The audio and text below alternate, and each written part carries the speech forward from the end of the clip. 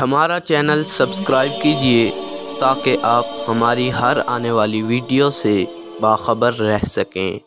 عمرو بن جموح رضی اللہ تعالی عنہ کی تمنائے شہادت۔ حضرت عمرو بن جموح رضی اللہ تعالی عنہ پاؤں سے لنگڑے تھے۔ ان کے 4 بیٹے تھے جو اکثر حضور صلی اللہ علیہ وآلہ وسلم کی خدمت میں بھی حاضر ہوتے اور لڑائیوں میں شرکت بھی کرتے تھے۔ غزوہ احد میں عمرو بن جموح رضی اللہ تعالی عنہ کو بھی شوق پیدا ہوا کہ میں بھی جاؤں۔ لوگوں نے کہا کہ تم معذور ہو، لنگڑے پان کی وجہ سے چلنا دشوار ہے۔ انہوں نے فرمایا کیسی بری بات ہے کہ میرے بیٹے تو جنت میں جائیں اور میں رہ جاؤں۔ بیوی نے بھی ابھارنے کے لیے تانا کے طور پر کہا کہ میں تو دیکھ رہی ہوں کہ وہ لڑائی سے بھاگ کر لوٹ آیا۔ عمر رضی اللہ تعالیٰ عنہ نے یہ سن کر ہتھیار لیے اور قبلہ کی طرف منہ کر کے دعا کی، اے اللہ مجھے اپنے اہل کی طرف نہ لوٹا۔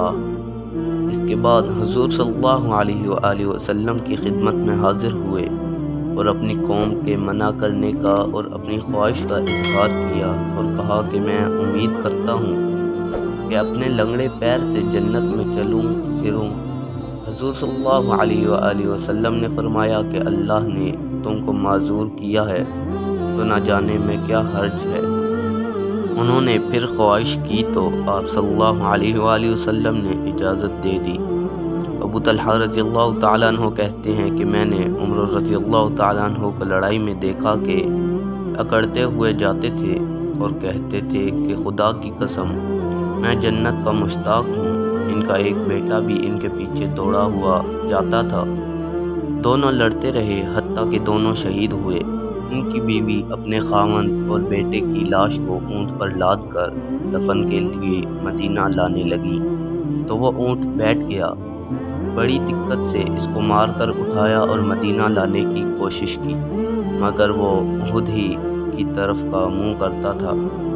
ان کی بیوی نے حضور صلی اللہ علیہ وآلہ وسلم سے ذکر کیا۔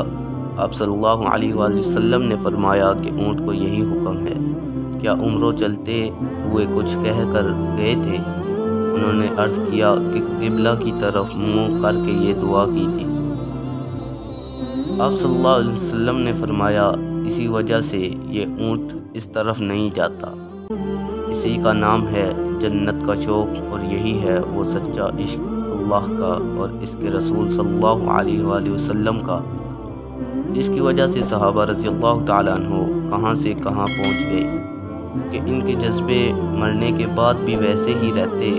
بہترین کوشش کی کہ اونٹ چلے، مگر یا تو وہ بیٹھ جاتا یا احد کی طرف چلتا تھا۔